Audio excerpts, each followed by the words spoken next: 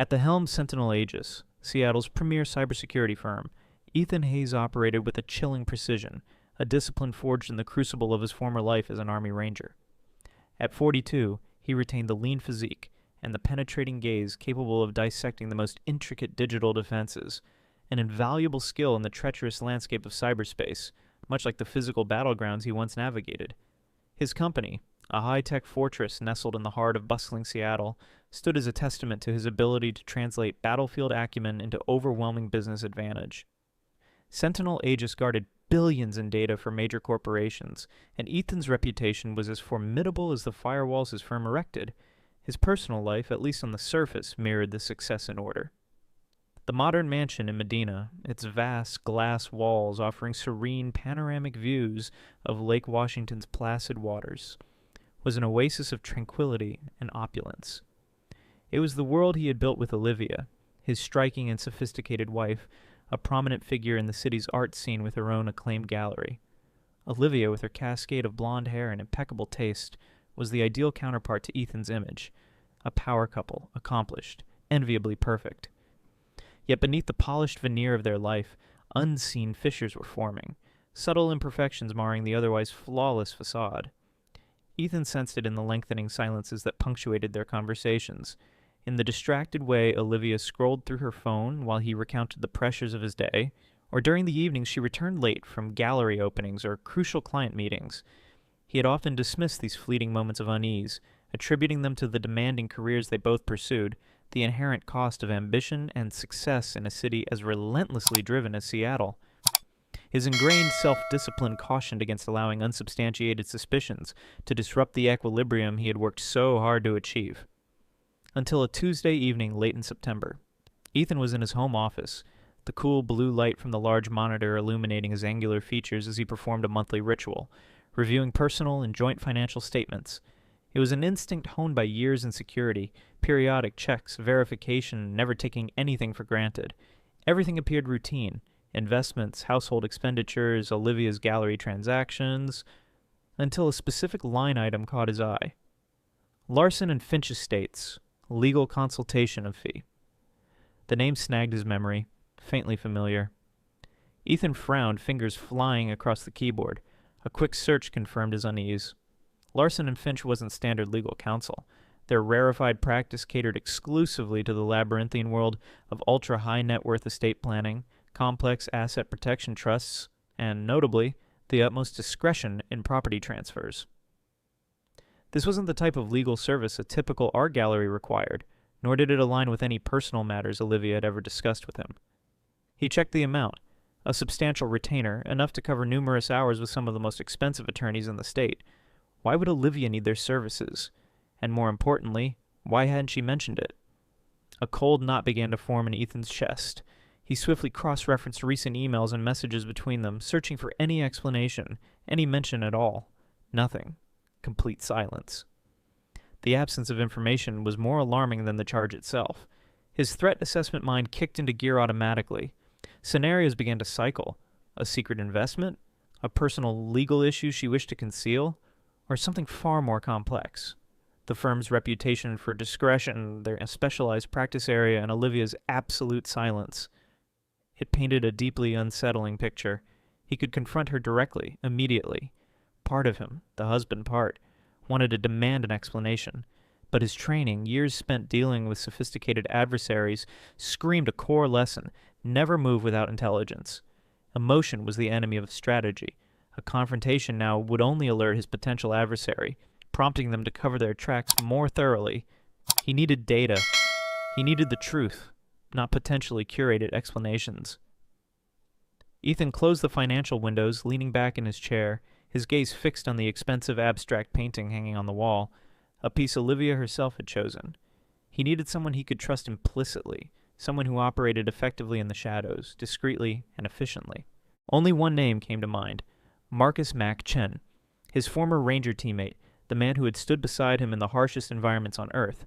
Mack now ran a successful private investigations and physical security firm, specializing in sensitive cases clients preferred to keep far from public or police scrutiny. Ethan picked up his secure phone. The call connected almost instantly. Chen. Mac's calm, steady voice answered. "Ethan," he replied, his own voice level, betraying none of the turmoil within. "I need your eyes on a potential internal vulnerability. Absolute discretion required." There was a brief pause on the other end as Mac processed the coded request. "Understood. When and where?" "Tomorrow, 800. The usual spot near the lake," Ethan said, referring to a low-profile cafe they occasionally used. "I'll be there." The call ended as efficiently as they always communicated. Ethan set the phone down, the initial cold feeling replaced by a sharp, focused resolve. The perfect facade of his life had just shown its first crack, revealing something amiss beneath, and Ethan Hayes wouldn't rest until he knew exactly what it was. The intelligence-gathering phase had begun. The next morning, the damp Seattle air clung coolly around the small lakeside cafe as Ethan met Mac Chen. There was no need for lengthy preamble between men who had learned to communicate volumes in terse battlefield exchanges. Ethan laid out the facts. The anomalous charge to Larson and Finch, Olivia's inexplicable silence. He presented no theories, only the discrepancy itself. "I need eyes on her, Mac. Where she goes, who she meets, especially outside normal work hours. Pay attention to a Julian Vance, venture capitalist, and confirm any further contact with Larson and Finch. Absolute discretion is critical." Mac, his face impassive, his eyes missing nothing, simply nodded. "Understood. Reports will be encrypted. Secure channel." Mac began work immediately, a ghost in the urban landscape. The initial reports arrived quickly, delivered through layers of digital security that even Ethan respected. They confirmed his unease had been well-founded. Olivia wasn't just meeting Julian Vance. She was meeting him frequently, often during times she claimed to be immersed in gallery business or art world events. Mac documented lunches at Seattle's most exclusive restaurants, captured through long lenses, showing an intimacy that far exceeded professional courtesy or casual friendship. More significantly, Mac confirmed 2 additional visits by Olivia to the downtown office tower housing Larson and Finch that week, using a private entrance reserved for high-profile clients, bypassing the main lobby. While Mac operated in the physical world, Ethan deployed his own arsenal in the digital realm, leveraging the very skills that underpin Sentinel Aegis. He trod carefully, adhering to ethical lines concerning joint property and networks he himself had secured. He wasn't illegally hacking his wife's private accounts, but he had every right to monitor the sophisticated home network he maintained and analyze data flowing through shared devices and cloud storage accounts linked to their joint life. Seated before the glowing command center in his corporate office, Ethan initiated deep packet inspections on their home network logs. He identified encrypted communication streams between Olivia's devices and unfamiliar servers, operating at odd hours. Using advanced digital forensic tools, he began recovering deleted file fragments from a shared cloud drive they both used for household documents. The fragmented data, like shards of a broken mirror, began to coalesce. Cryptic notes mentioning property strategy, accelerated liquidation, urgent cash flow, and repeatedly Julian Vance's name intertwined with sums of money. The digital breadcrumbs, while not yet a smoking gun, painted a clear trajectory of deception. The evidence, both physical and digital, pointed towards Larson and Finch as a key node. Ethan scheduled a confidential consultation with Jessica Croft, his company's sharp, tenacious attorney, known for her prowess in complex litigation and asset protection. In the sterile quiet of her downtown Seattle office, overlooking Puget Sound, Ethan outlined the situation: the suspicious legal fee, Olivia's secretive visits to the high-end law firm. He tasked Jessica with using her considerable network and legal acumen to discover, discreetly, precisely what services Larson and Finch were providing Olivia, without triggering any alarms. Jessica, her expression thoughtful but betraying no surprise, promised to make inquiries. Her call came 2 days later. "Ethan," her voice was crisp, professional, "my sources confirm Larson and Finch are indeed drafting documents for Olivia. It's structured as a complex amendment to an existing family trust." She paused. "Buried deep within that amendment, Ethan, is a specific clause designed to transfer full title of the Medina property from joint tenancy into Olivia's name. Solely. They're also prepping paperwork for an expedited sale, possibly off-market, aiming for a quick close." The confirmation landed like a physical blow, though Ethan's face remained impassive. It wasn't just infidelity. It was a calculated plan to seize their most significant shared asset. Prompted by Jessica's definitive findings, Ethan initiated a meticulous forensic audit of their joint bank accounts. The pattern he uncovered was chillingly methodical. Numerous large withdrawals made solely by Olivia over the past 6 months. Each transaction carefully calibrated to fall just below the amount that would trigger an automatic notification alert from the bank. The cumulative total was staggering. The betrayal wasn't just emotional, it was a significant financial drain, executed with cold precision. That evening, Olivia returned home radiating an unusual warmth, suggesting they open a special bottle of wine, order in from their favorite upscale restaurant. Over dinner, amidst carefully curated small talk about the art market and a recent Sentinel Aegis success Ethan had shared, she broached the subject he now anticipated. "Darling," she began, her tone light casual, "remember I mentioned wanting to restructure some things for the gallery's long-term protection, asset shielding, that sort of thing." She gestured towards an elegant leather portfolio resting on the sideboard. "Larson and Finch finalized the trust paperwork. They say it's standard best practice, especially with the market being so volatile." She retrieved the portfolio, placing a thick sheaf of documents bound in a Larson and Finch cover before him. "It's just some standard trust adjustments," she continued smoothly, pulling out a pen. "Could you just sign here, here, and here? They need to file it by the end of the week to lock in the current structure." Yellow tabs marked the signature lines. Strategically placed, Ethan noted, to draw the eye away from the dense legal text surrounding them. Ethan took the folder, his movements deliberate, calm. He flipped through the pages, his eyes scanning the clauses with practiced speed, his mind instantly recognizing the convoluted legalese Jessica had warned him about. He saw it. Page 37, Section C, Subsection 4. The innocuous-sounding clause regarding real property asset allocation within trust framework, designed to transfer the house title. He met Olivia's expectant gaze, offering a non-committal smile. "Looks thorough. Impressive firm." Then came the stall, delivered with the same calm precision he applied to cybersecurity negotiations. "You know, Liv, this clearly involves significant assets. Standard procedure, anything impacting our primary residence or major financials like this. I always have counsel review. It's just due diligence. I'll have Jessica Croft give it a once-over first thing tomorrow." He tapped the document lightly. "Which specific gallery asset does this revised Schedule D pertain to again? And remind me, which specific trustee power under Article 6 allows for the real property clause on page 37? His calm, specific, technical questions visibly made Olivia falter for a split second. A flicker of annoyance, quickly masked, crossed her features. "Oh, Ethan, it's incredibly time-sensitive," she deflected, attempting a dismissive wave. "Jessica will just charge us a fortune to tell us what Larson and Finch already confirmed. It's perfectly standard." "Standard procedure," Ethan reiterated gently but firmly, closing the folder without signing. "Jessica's quick. Better safe than sorry with documents this complex." He offered another cool smile, the picture of responsible partnership. Olivia forced a reciprocal smile, though the tightness around her eyes betrayed her frustration, and perhaps a dawning anxiety. The documents remained unsigned on the table between them, a silent testament to the hidden battle lines being drawn. In the immediate aftermath of the tense dinner, Ethan's instructions to Mac were precise. "Shift focus. I need a deep dive into Julian Vance's financials. Everything. The status of Vance Capital, his personal debt load, any pressing creditors pending lawsuits. I want the full picture yesterday." Mac Chen, operating with the quiet efficiency Ethan relied upon, delivered the intelligence swiftly. The picture was grim. Vance Capital wasn't just struggling, it was imploding. Key investors were pulling out, margin calls were mounting, and rumors of lawsuits from disgruntled limited partners were swirling. Julian Vance was desperate, needing a massive, immediate cash infusion, likely millions, within the next 30 to 60 days, or face a total financial ruin. The timeline meshed perfectly with Olivia's sudden urgency regarding the house. Her motive, now laid bare, wasn't some abstract desire for asset protection. It was a frantic bid to bail out her lover.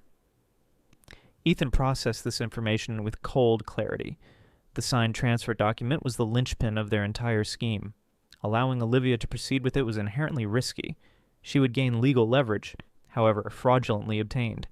Yet it was also the only definitive way to let her, and Julian, fully commit to their plan, to gather undeniable evidence of conspiracy and intent to defraud.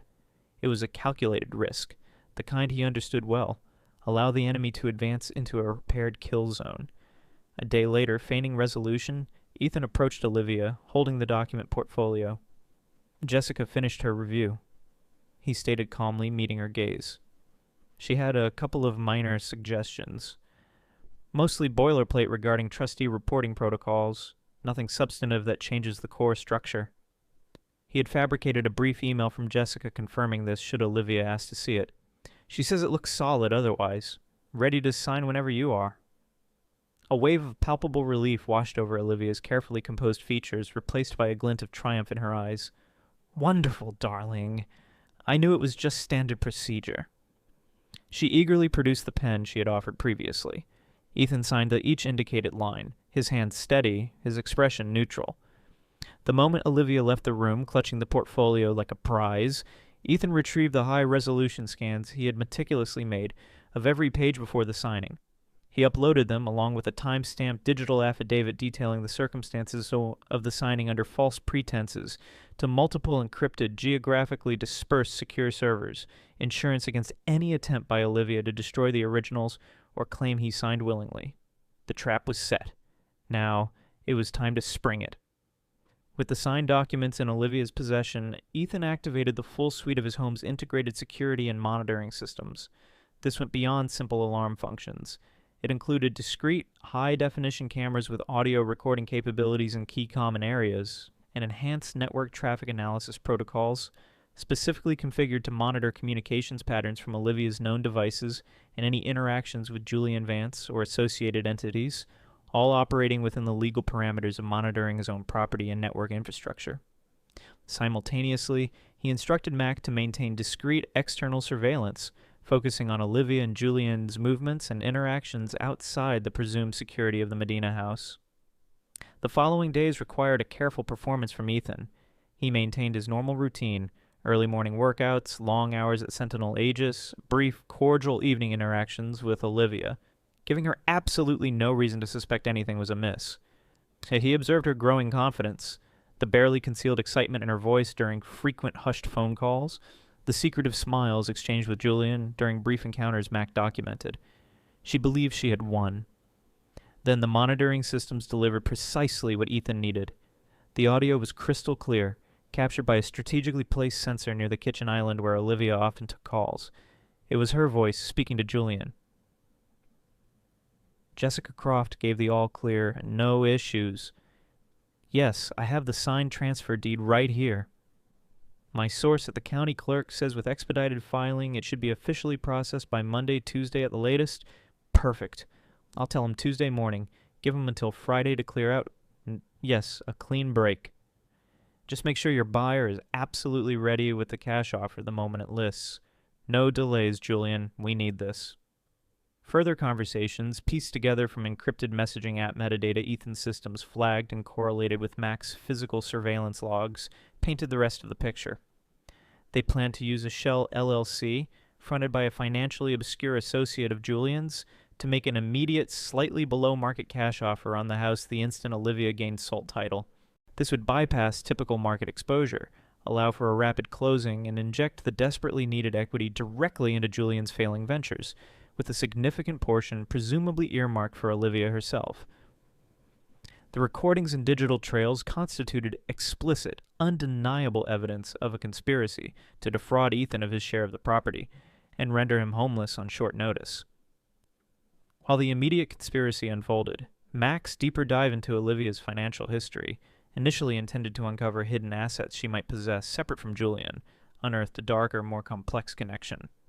The one to the late Howard Sterling, the tech mogul who had died several months prior in what was officially ruled a tragic solo hiking accident in the Cascade Mountains. Mac found records showing Olivia wasn't just a casual acquaintance of Sterling. She had received significant financial benefits shortly after his death. Not direct inheritance, but rather substantial sums transferred from complex offshore trusts associated with Sterling's estate into newly established holding companies, discreetly controlled by Olivia, using her maiden name. Furthermore, Mac unearthed fragmented, heavily encrypted communications, partially recovered by his forensic team from old servers, dating from the weeks before Sterling's fatal hike. These messages, exchanged between Olivia and a known disgruntled former business associate of Sterling, discuss Sterling's penchant for solo wilderness trips, his specific preferred remote routes, and certain known, though perhaps minor, health conditions. The timing, the content, and the extreme efforts taken to obscure these communications were deeply disturbing, casting Sterling's accidental death in a chilling new light. It wasn't conclusive proof of murder, but it strongly suggested foreknowledge and potential manipulation of circumstances. Ethan reviewed Mac's disturbing findings, the pieces clicking into place with dreadful coherence. Olivia's pattern of predatory behavior likely hadn't begun with him, or even Julian. Sterling, with his vast wealth, had probably been an earlier mark. His money had likely funded the rapid expansion of her gallery, her luxurious lifestyle, and perhaps even provided the initial seed capital or guarantees that propped up Julian Vance's ventures longer than they deserved. Now, with Sterling's accessible wealth possibly depleted, tied up in legal complexities following his death, or simply harder to liquidate discreetly, the Medina house, Ethan's house, had become the necessary next target. It was the key to salvaging Julian and funding Olivia's next chapter. A cold dread, deeper than the anger of betrayal, settled over Ethan. The woman he had shared his life with wasn't just an unfaithful spouse committing fraud. He might be dealing with someone far more calculating, far more ruthless, someone who potentially viewed people, including himself, as mere assets to be leveraged and discarded. The stakes had just escalated exponentially. Monday morning arrived, carrying the deceptive promise of a fresh start. Olivia, flushed with the perceived success of obtaining Ethan's signature, instructed her contact at Larson & Finch to file the executed property transfer deed with the King County Recorder's Office immediately, pushing for expedited processing. She envisioned the title clearing swiftly, paving the way for the rapid sale that would salvage Julian's crumbling finances and secure her own escape. Her triumphant mood, however, shattered mid-morning with an agitated phone call from the law firm's paralegal. The filing hadn't sailed through as expected. It had been electronically flagged by the county system, a potential signatory verification conflict requiring manual administrative review. The senior clerk needed for the override wouldn't be available for at least 48, possibly 72 hours. Olivia erupted, demanding, threatening, insisting on immediate action, but the bureaucratic gears remained stubbornly unmoved. Panic flared. A delay of even a few days could jeopardize the entire timeline, potentially scaring off Julian's cash buyer, or worse, giving Ethan time to somehow discover the ploy. The carefully constructed plan felt suddenly fragile. Frantic, Olivia called Julian. "We have a problem, a big one. Get over here now. We need to figure this out." Ethan, who had been monitoring communications and anticipating Olivia's reaction to the carefully planted digital flag in the county filing system, a subtle anomaly Jessica Croft had arranged through back channels, adjusted his own schedule. He received confirmation from Mac Chen that Julian Vance's distinctive sports car had pulled into the driveway of the Medina house shortly after 2 p.m. This was the moment. He let himself into the house quietly, the heavy front door closing with a near-silent click. From the foyer, he could hear their tense, urgent voices drifting from the expansive living room overlooking the lake. Olivia's voice was tight with anxiety. "An absolute disaster. If we can't close by the end of next week, the buyer might walk, Julian. We lose everything." Julian attempted to placate her. "Calm down, Liv. It's probably just a bureaucratic glitch. We can handle it. Maybe smooth talk the clerk tomorrow." Ethan stepped into the room, his presence instantly silencing them. They both jumped, startled by his unexpected appearance. Olivia recovered first, masking her shock with a brittle smile. "Ethan, you're home early?" Julian shifted uncomfortably, avoiding eye contact. Ethan ignored the feigned pleasantry, his voice quiet, devoid of inflection, yet slicing through the tension like cold steel. "Early enough. Planning my eviction, were we? I believe Friday was the deadline mentioned." He held up his tablet, thumb hovering over the screen. He pressed play. The damning audio clip filled the stunned silence. Olivia's voice, captured days earlier, coolly discussing the transfer timeline with Julian, the Friday deadline for Ethan to vacate, the need for the buyer's readiness. Olivia gasped audibly, the blood draining from her face, leaving her sophisticated features stark and pale. Julian stared at the tablet, then at Ethan, pure horror dawning in his eyes. Ethan stopped the playback, his gaze sweeping over them. He began to pace slowly, deliberately, like a predator assessing cornered prey. "The house transfer deed, signed under false pretenses," he stated factually. "The convenient shell company buyer lined up for a quick, below-market sale. The systematic draining of our joint accounts. $312,750 to be precise." He gestured towards the tablet, now displaying stark charts illustrating the withdrawals. All meticulously planned, all designed to funnel cash into Vance Capital's sinking ship. He locked eyes with Julian, who visibly flinched. His gaze returned to Olivia, pinning her in place. "Quite the sophisticated operation, Liv. Almost as resourceful as managing the fallout after Howard Sterling's unfortunate accident in the Cascades last year." He let the name hang in the air. Those offshore trust funds linked to his estate must have proven quite useful then, too. The specific calculated mention of Sterling struck Olivia with the force of a physical blow. Her eyes widened, a volatile mix of genuine fear and incandescent fury igniting within them. Julian looked utterly bewildered, glancing between Ethan and Olivia as if realizing he had stumbled into a far more dangerous game than he'd understood. Olivia found her voice first, laced with venom. You had me followed? You recorded me? In my own home?" Julian, finding a footing in perceived outrage, chimed in, "This is illegal. You can't just spy on people."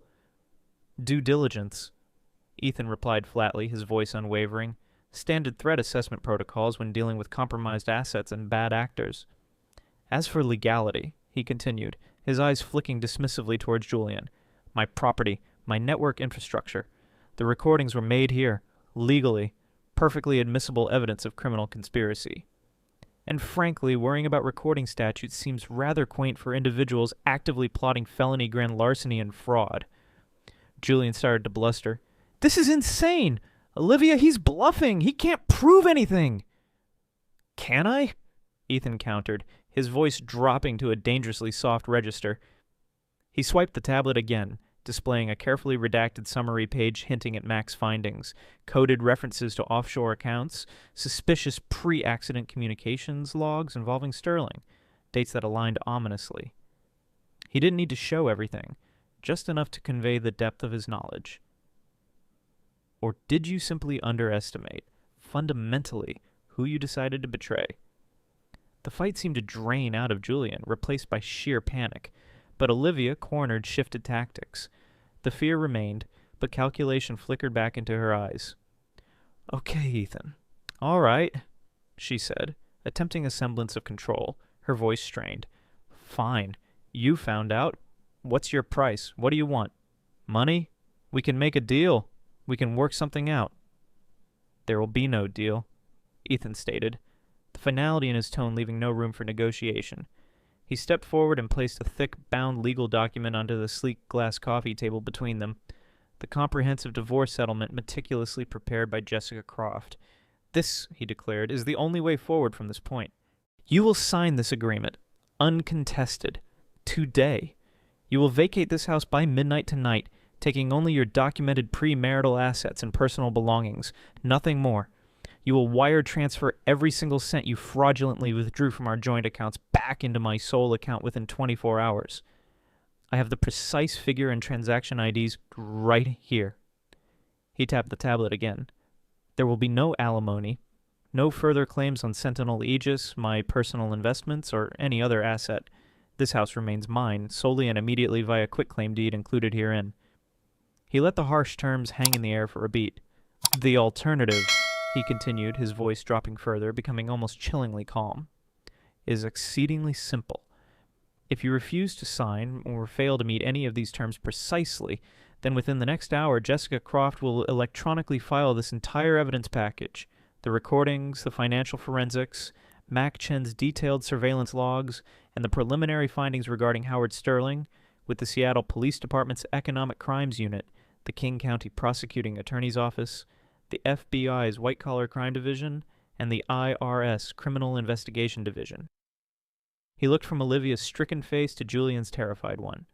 "Your reputations, both personal and professional, will be utterly destroyed before the evening news cycle begins. Julian, you'll face immediate bankruptcy proceedings and felony conspiracy charges. And Olivia... He paused, letting his gaze linger on her. Well, financial fraud might be the least of the questions the authorities will have once they start digging into Mr. Sterling's affairs with this information as a starting point. He glanced pointedly at his watch, the precise movement underscoring his absolute control of the situation. You have exactly 1 hour to decide. Jessica is standing by for my call. The immediate aftermath in the Medina mansion was thick with the toxic silence. Olivia, her face a mask of pale fury and disbelief, signed the divorce settlement agreement, her hand trembling slightly but her eyes burning with unadulterated hatred directed at Ethan.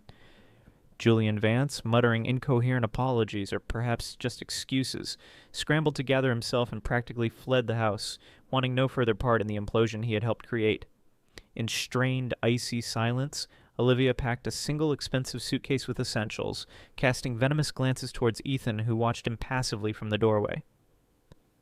Before the stroke of midnight, she was gone, the heavy front door slamming shut with a finality that echoed through the suddenly cavernous space. Within the stipulated 24 hours, the precise sum of $312,750 was wired back into Ethan's sole account. The first phase of his counteroffensive was complete. The immediate financial threat neutralized, the house secured, but Olivia Hayes was not one to simply crumble. The initial shock gave way to simmering rage and a desperate instinct for survival. Within days, Jessica Croft received formal notification. Olivia had retained new legal counsel. Arthur Vance, no relation to Julian, Ethan noted with grim irony, was a notoriously aggressive attorney, a legal pit bull renowned for his scorched earth tactics in high-conflict divorces and their frequent overlap with criminal entanglements. Olivia wasn't just defending. She was preparing to fight back. Dirty. Almost immediately, the subtle harassment began, clearly orchestrated. An unexpected request for a cybersecurity audit targeted one of Sentinel Aegis's smaller, older government contracts, citing a vague, anonymous complaint. The timing and nature screamed political leverage, likely stemming from Senator Bell pulling strings. A few days later, while driving home, Ethan experienced a near miss in traffic, a large black SUV running a red light, forcing him to swerve violently. That felt chillingly deliberate. Mac Chen's surveillance confirmed Ethan's suspicions. Cole, the ex-cop Olivia had hired, was observed conducting reconnaissance near Sentinel Aegis headquarters shortly before the audit request surfaced, and his vehicle matched the description of the SUV involved in the traffic incident. Ethan tasked his internal security team at Sentinel Aegis with implementing countermeasures against potential corporate sabotage, and instructed Mac to gather direct, actionable evidence linking Cole specifically to these acts of harassment. Simultaneously, Arthur Vance launched his legal assault, filing rapid-fire emergency motions attempting to freeze Ethan's personal and business assets, alleging financial misconduct, and challenging the validity of the signed divorce settlement, claiming Olivia had signed under extreme duress and coercion. Jessica Croft, however, was prepared. She countered immediately and decisively, presenting the court with a concise but damning summary of Olivia's premeditated fraud scheme, key excerpts from the recordings, the clear financial trail of withdrawn funds, copies of the original Larson and Finch documents obtained under false pretenses. Faced with clear evidence of bad faith conduct preceding the confrontation, the judge swiftly denied Vance's motions, signaling early skepticism towards Olivia's claims. Frustrated by the lack of legal traction, and perhaps pressured by Olivia, Cole escalated from subtle harassment to a more direct approach. He waited for Ethan one evening outside the secure parking garage of the Sentinel Aegis Tower, stepping out from the shadows as Ethan approached his car.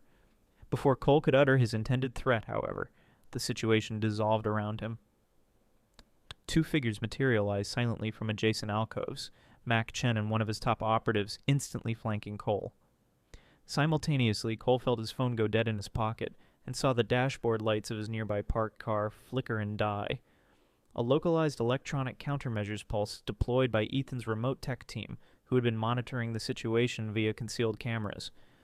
Mac stepped closer, speaking quietly but holding up his own phone, displaying crystal-clear surveillance photos of Cole near the scene of the traffic incident, and making calls outside the government agency that initiated the audit. The message, delivered without raised voices, was unmistakable. "We see you. We have proof. Walk away now, or face exposure and arrest." Cole, visibly unnerved by the swift, coordinated, and technologically superior response, recognized he was utterly outmatched. He gave a curt, resentful nod and retreated into the evening gloom, effectively neutralized. Her legal maneuvers stalled and her hired muscle defanged, Olivia played her final, most desperate card. Using a burner phone, a foolishly traceable mistake given Ethan's resources, she called him directly. Her voice was chillingly calm, devoid of the earlier panic or rage. "You think you've won, Ethan? You think this is over?" She began without preamble. "It's not. I have information. Things about Howard Sterling. Things that could be spun. Enough to make people, the right people, wonder about your company's security protocols around the time of his accident, maybe even your movements. Enough to destroy your reputation, drag you through hell. Even if I go down too." The threat was explicit blackmail. "Revisit the settlement," she demanded. "A substantial payout. A clean break for me, or we all burn."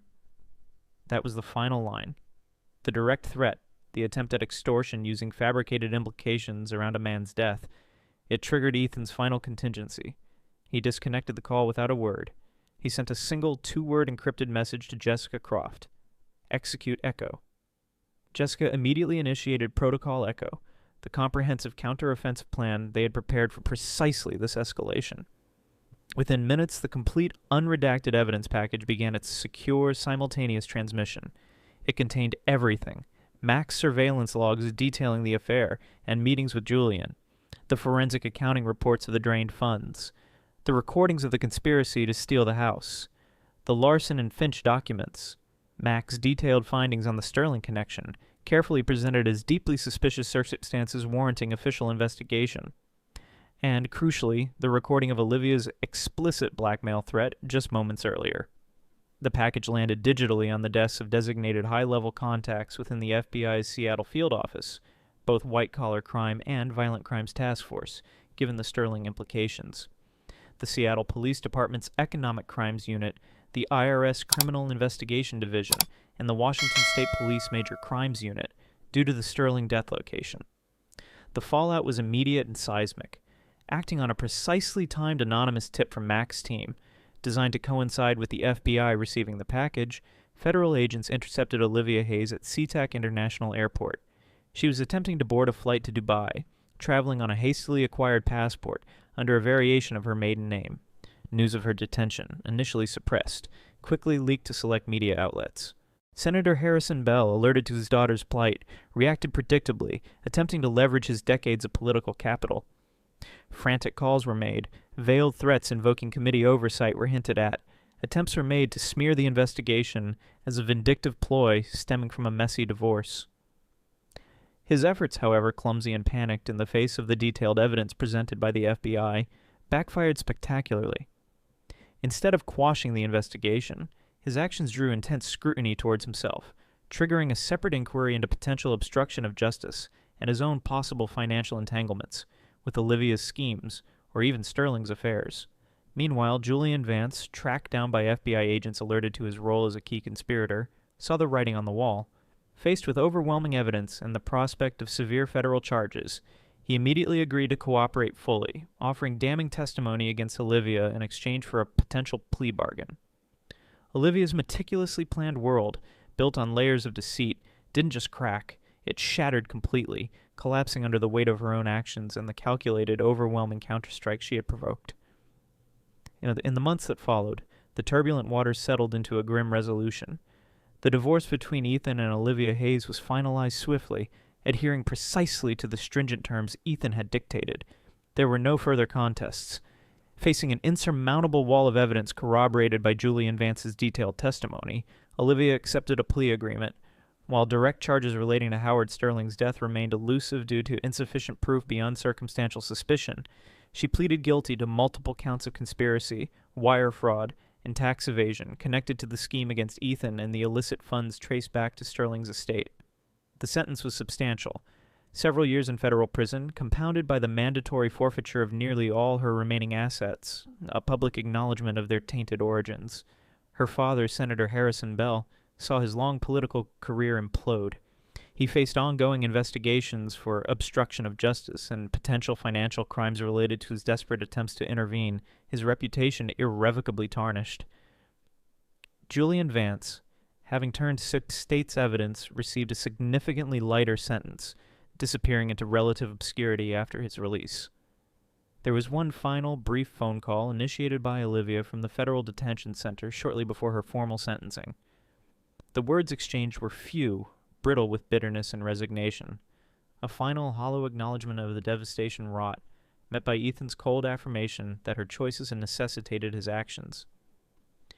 Ethan stood alone in the expansive Medina house, the view across Lake Washington unchanged, yet fundamentally different. He had won. Sentinel Aegis was secure, his assets protected, the threats neutralized with tactical precision. Yet the victory felt stark, devoid of triumph. The senator's warning about the hollowness of such conquests echoed in the quiet luxury surrounding him. 15 years of shared life, exposed as little more than a prolonged strategic illusion on her part. There was no celebration, only the grim, quiet certainty of a mission accomplished, a threat eliminated. He turned away from the window, his focus shifting back to the complex challenges awaiting him at Sentinel Aegis. The past was contained. The future required the same unwavering control, the same analytical detachment that had guided him through the wreckage of his marriage. He had protected what was his, endured the betrayal, and prevailed. The cost was undeniable, etched into the newfound solitude. But for Ethan Hayes, survival and the preservation of his world had been the only acceptable outcome.